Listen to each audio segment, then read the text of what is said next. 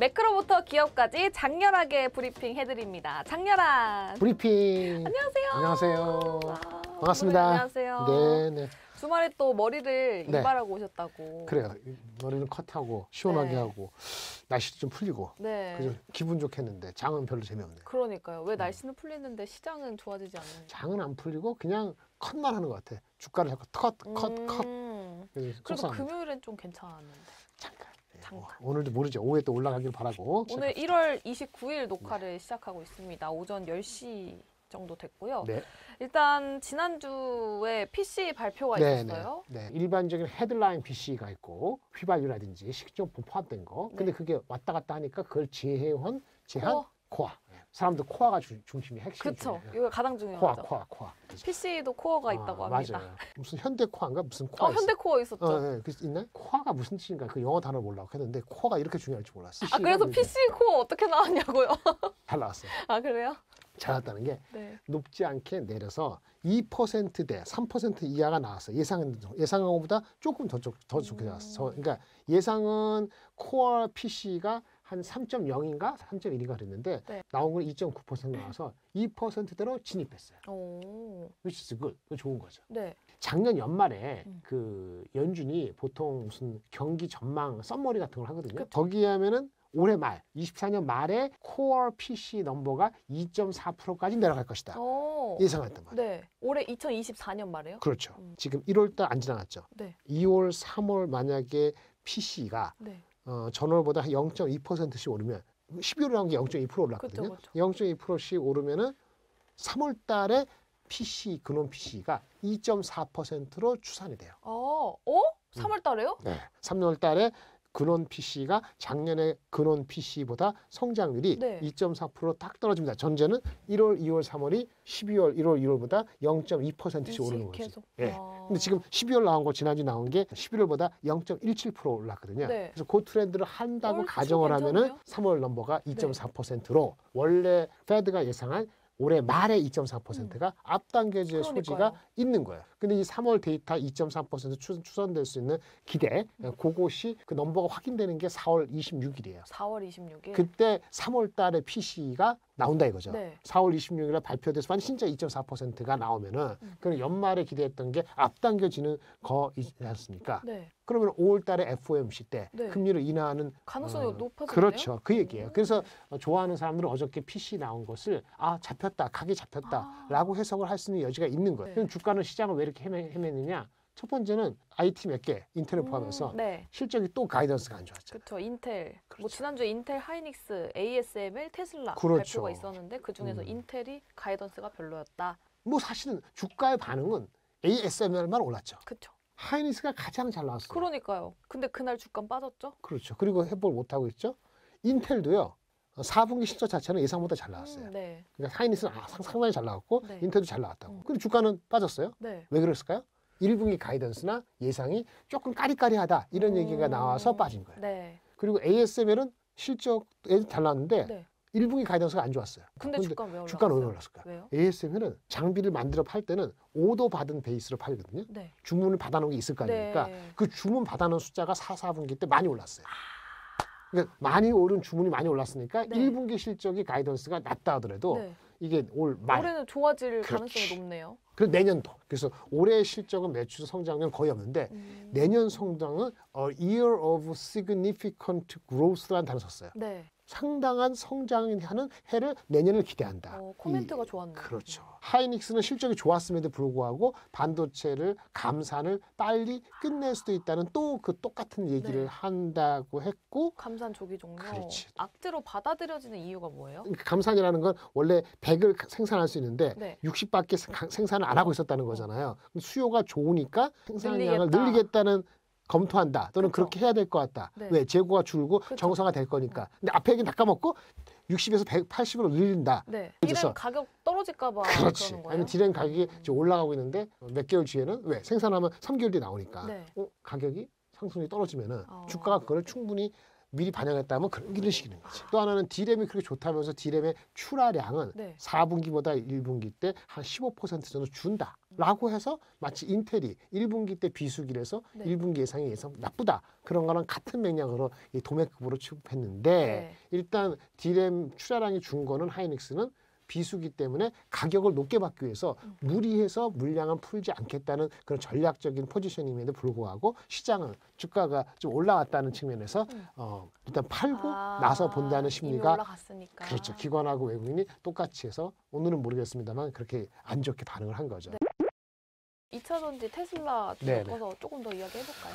예, 테슬라가 이렇게 많이 빠지니까 테슬라 주식을 살까요? 190불, 180불 네. 이렇게 물어보는데 저는 안 사죠. 그 돈나무 언니는 지금 많이 사고 있다던데. 그 언니가 몇 살이에요? 몰라요? 나랑 비슷한가? 테슬라가 왜 빠졌을까? 단순하게 자동차 가격이 빠진다는 거잖아요. 자동차 가격이 왜 빠질까? 안 팔리니까. 네. 왜 안 팔릴까요? 사람들이 전기차가 비싸서? 그전에는 팔렸는데 왜 갑자기 안 팔릴까요? 솔직히 안 팔린다는 게 아니고 성장률이 50% 40% 연간 성장하던 것이 네. 아까 테슬라가 얘기했잖아요. 올해 얼마나 성장할지 잘 모르겠다고. 그 성장률이 왜 둔화될까? 할 사람들이 이미 다 샀으니까. 그게 중요한 거지. 네. 예. 가격이 비쌈에도 불구하고 충전이 불편함에도 불구하고 남한테 잘 보이길 수도 있고 하여튼 뭐 여러 가지 측면에서 봤을 때 그럼에도 불구하고 사는 사람들이 그 얼리어답터죠. 지원금도 있었잖아요. 그렇지. 근데 이제 그게 올라가면은 그 다음 사연에 예민한 사람이 나오죠. 가격이 비싸서 못 사고 그다음 지원금이 없어서 못 사고 그쵸. 충전이 불편해서 우리는 아파트에서 힘들고 개인지가 여러 가지 얘기가 나와요. 지금 그런 단계에 진입한 거예요. 그래서 가격을 낮춰야 되는 거예요.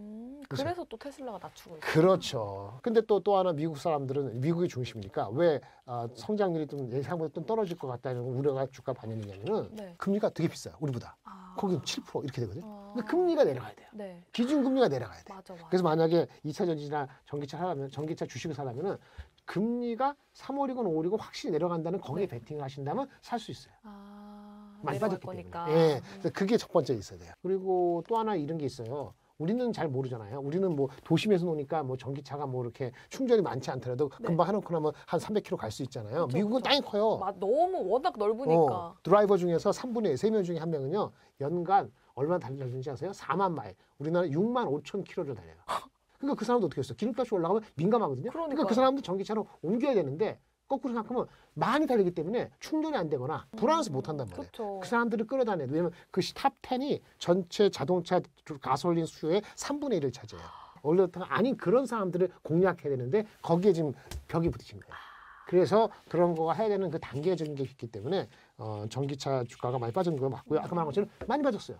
LG엔솔도 실적이 안 좋게 나왔잖아요. 네. 실적이 아마 올해 예측이 많이 떨어졌을 거예요. 그쵸. 그로스가 내려가는 성장이 내려가는 그 각도하고 그다음에 아까 금리가 바텀을 칠 수 있는 각도하고 그렇죠? 이런 거 보면서 트레이딩 영역에 들어왔을 수 있다고 하는 콜 정도가 나오는 게 대표적인 2차 전지 서플라이 체인의 셀 업체부터 거기 안정화되면은 뭐 양극재가 뭐 이런 업체들은 거기에 팔아야 되잖아요. 양극재를. 네. 셀 업체한테. 네. 그러면 셀 업체가 안정이 되면은 얘네들한테 가격 압력이나 예를 들어서 그런 것도 좀 안정화 되겠죠. 근데 그것이 이번 분기에 다 끝날 것인지 네. 아니면 다 끝나지 않더라도 좀 희망이 보이는 시그널이 봄 전에 나올 것인지 네. 거기서 예민하고 지금은 까리까리하니까 지금 눈치 작전에 들어가는 거죠. 주가는 그럼 많이 빠졌기 때문에. 지난주 26일에 2차 전지가 좀 많이 네. 또 좀 올라갔잖아요. 그 그치. 29일 오늘 아침에 봤을 때는 또 네. 좀 떨어지고 있거든요. 네, 뭐 움직이지 않죠. 별로 움직이지 네, 않죠. 그럼 추세적인 상승이다라고 보기에는 좀 추세적인 상승은 여러분들이 사는 상승인데 여러분들이 추세적인 상승을 만들려면 뭐가 있어요? 돈이 있어야 되잖아요. 네.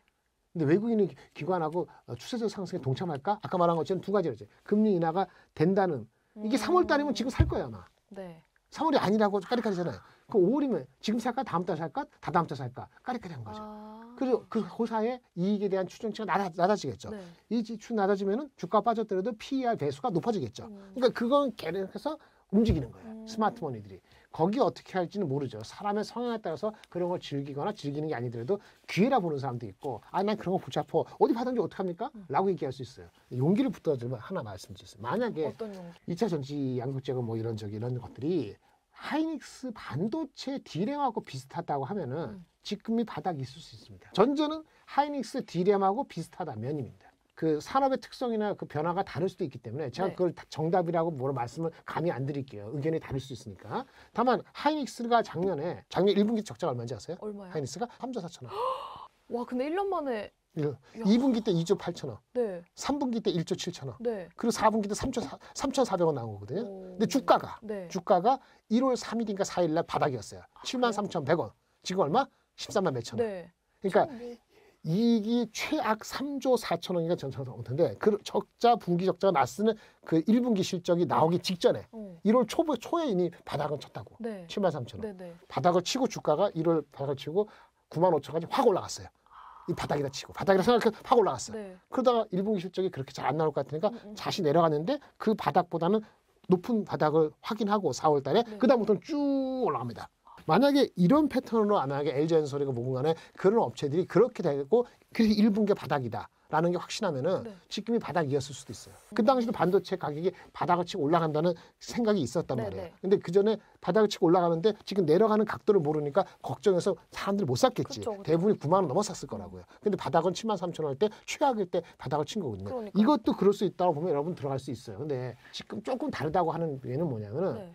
이거는 트럼프 이펙트가 있어요.